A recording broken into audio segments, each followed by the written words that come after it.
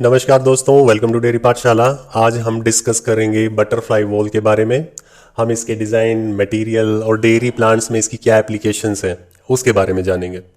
Butterfly wall एक rotational wall है। इसे ऑन ऑफ या शट ऑफ वॉल भी कहा जाता है, जो कि फ्लूइड फ्लो को कंट्रोल करता है। इसका नाम बटरफ्लाई से ही है क्योंकि इसमें एक डिस्क फ्लैप लगा होता है जो बटरफ्लाई के पंखों की तरह खुलता है या बंद होता है, right. And the most important thing about this valve is its light in weight and simple design, जो कि डेयरी प्लांट्स में इसके इंस्टॉलेशन और ऑपरेशन में काफ़ी हेल्पफुल होता है। चलिए अब हम इसके डायग्राम को डिटेल में समझते हैं। बटरफ्लाई वॉल के बेसिकली 5 कंपोनेंट होते हैं, राइट। So first one is the disc. यह वॉल का मेन कंपोनेंट है जो फ्लूइड फ्लो को कंट्रोल करता है।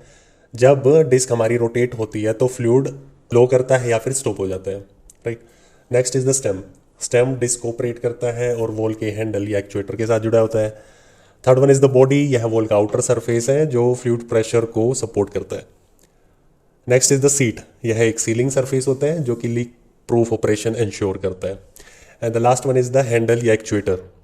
यह बेसिकली वॉल को मैनुअली या फिर ऑटोमेटिकली ऑपरेट करवाने में मदद करता है।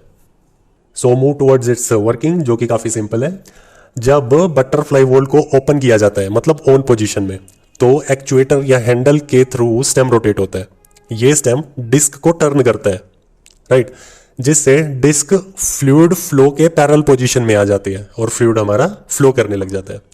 अब बटरफ्लाई वॉल में नॉर्मली 2 पोजीशंस होती हैं। First one is the open position, second one is the closed position. अब ओपन पोजीशन का क्या मतलब हुआ?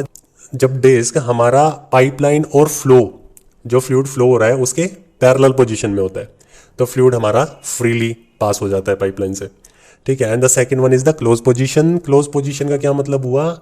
जब डिस्क हमारा पाइपलाइन और फ्लूइड फ्लो के परपेंडिकुलर होता है, तो ये फ्लो को ब्लॉक कर देता है और इससे फ्लो कंप्लीटली स्टॉप हो जाता है।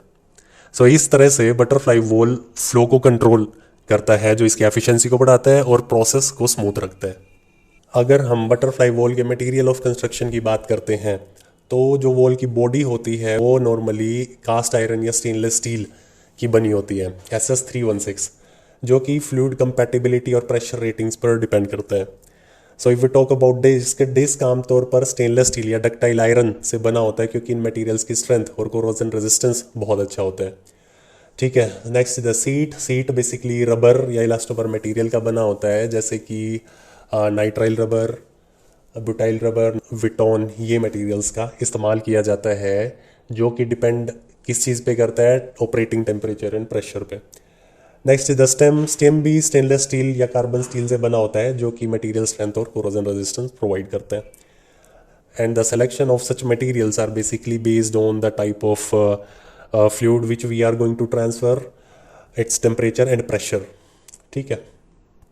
So move towards its application. So butterfly valve का इस्तेमाल डेयरी प्लांट्स में मिल्क और डेयरी प्रोडक्ट्स को ट्रांसफ़र करने के लिए, उसके फ्लो रेट को कंट्रोल करने के लिए किया जाता है, जिससे कि हमारा पर्टिकुलर प्रोसेस की एफिशिएंसी बढ़ जाती है।